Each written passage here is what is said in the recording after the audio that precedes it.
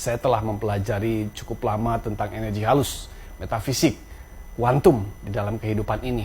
Ada satu hal yang signifikan mempengaruhi apa yang akan terjadi baik secara individu, baik secara organisasi, mungkin di dalam keluarga, atau bahkan kehidupan lebih luas lagi, bernegara atau global. Ya halo saudara, berjumpa kembali dengan saya. Pada kesempatan kali ini kita akan berjalan-jalan ke beberapa tempat, ke beberapa negara, dan kita akan belajar sesuatu.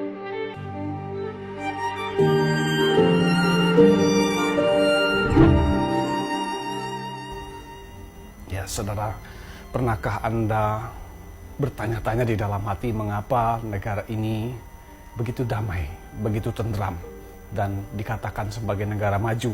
Karena masyarakat yang hidup di dalamnya makmur dalam berbagai hal. Baik itu hal finansial, hal kesehatan, dan lain-lain. Mereka seakan hidup di surga yang nyata.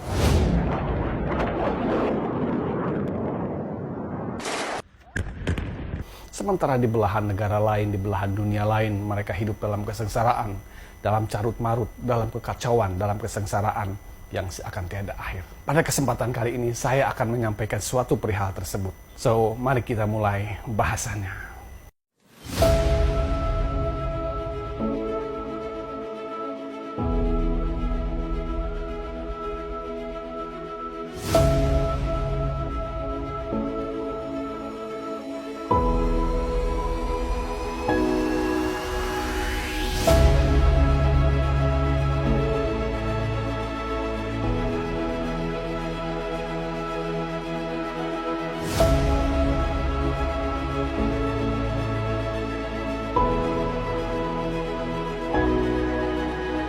Ya, saudara, menjadi pertanyaan, mungkin salah satunya Anda, termasuk saya kala itu, mengapa negara tertentu begitu damai, begitu tentram, begitu kaya. Sepenggal kisah dari kitab suci, seorang guru mengatakan seperti ini.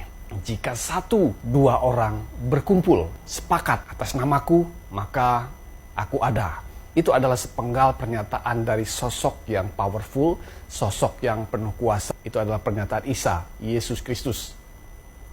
Terlepas dia seorang Tuhan, seorang nabi, seorang sufi atau apapun, tetapi kita mengambil satu sudut pandang bahwa dia sosok yang memiliki pengaruh, memiliki kuasa.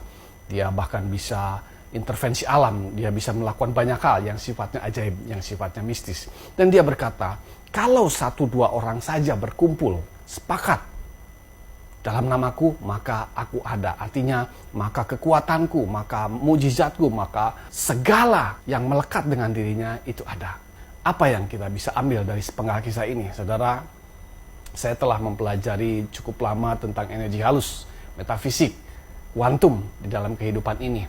Ada satu hal yang signifikan mempengaruhi apa yang akan terjadi baik secara individu, baik secara organisasi, mungkin di dalam keluarga, atau bahkan kehidupan lebih luas lagi, bernegara atau global. Hal tersebut adalah seperti yang dikatakan master tersebut. Itu saya sebut dengan kesadaran kolektif. Saudara, satu orang memang memiliki energi, tetapi energi setiap orang tentu saja berbeda kapasitasnya. Apakah energinya powerful atau justru lemah? Kebanyakan orang hari ini hidup dalam vibrasi energi yang lemah.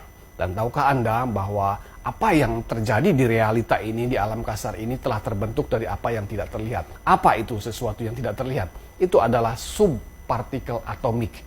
Jadi apa yang termanifestasi di alam kasar ini telah terlebih dahulu dibentuk dari alam subpartikel atomik, yaitu alam kuantum.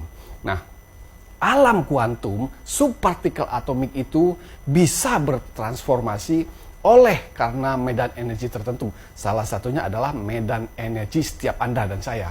Kalau Anda cukup powerful, seorang diri Anda bisa mempengaruhi medan energi kuantum untuk kemudian bertransformasi, mewujudkan sebuah realita. Tetapi kalau mostly people hari ini berenergi lemah, maka harus ada yang namanya kesadaran kolektif, kesepakatan kolektif, energinya saling bergabung. 2 orang saja memiliki energi yang digabungkan, maka akan menaikkan tingkat energi yang dihasilkan, dan itu dikatakan mampu mengubah realita. subpartikel atomik dipengaruhi oleh dua orang yang sepakat memancarkan energi yang sama, maka itu akan mengubah keadaan. Saudara, apa yang saya ulas di depan tentang negara ini begitu maju, begitu makmur? Kesadaran kolektif dari penduduk negara tersebut sudah sedemikian rupa terbentuk, terbangun dengan baik. Entah itu karena government-nya memiliki sebuah sistem tertentu sehingga setiap individu, setiap penduduknya memiliki kesadaran yang mirip, yang sama. Mereka hidup tentram, mereka damai, mereka tidak rusuh. Maka output-nya, outcome-nya, kehidupan di sekitarnya, di negerinya, menjadi sedemikian damai, sedemikian makmur. Ya, tetapi negara sebelah, negara lainnya, chaos, perang, dan lain-lain. Kita patut pertanyakan kesadaran kolektifnya seperti apa. Jangan-jangan apa yang ada di otaknya, apa yang di pikirannya, apa yang di kepalanya, berisi kerusuhan, iri, dengki. Karena apa yang termanifestasi di alam real, di alam kasar ini, telah terbentuk dari alam yang tidak kelihatan. Energi diri Anda menjadi salah satu faktor penentu seperti apa realita di kehidupan Anda, di lingkungan Anda, di organisasi, dan bahkan di negeri Anda. Maka dari itu, sadari, jangan mau terprovokasi oleh oknum-oknum yang senantiasa menanamkan kesadaran, ayo demo, ayo rusuh, ayo revolusi. Tidak, Anda tidak akan memperbaiki keadaan suatu tempat, suatu negeri, suatu komunitas hanya dengan memancarkan energi yang kesadaran yang demikian, di mana ada iri hati, kedengkian, kemarahan, tidak akan pernah mendatangkan kebaikan karena energi Anda lemah.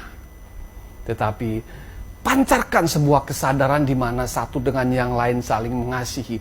Bukankah energi paling kuat di alam semesta ini, bahkan di catatan kitab suci tertentu, love is God.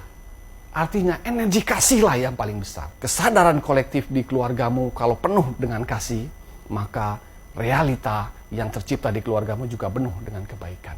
Di organisasimu, di lingkunganmu, di negerimu, pancarkanlah vibrasi energi yang kolektif, yang tenang, yang rukun, yang damai. Maka tercipta realita seperti negeri yang kita idamkan, seperti negeri yang kita lihat di beberapa negara tertentu begitu makmur, begitu tenang, begitu damai, surga yang nyata. Kiranya apa yang saya sampaikan ini dapat membuka pencerahan bagi insan TBM TV Spiritual Journey semua, bahwa Anda adalah salah satu penentu realita di sekitarmu. Terima kasih.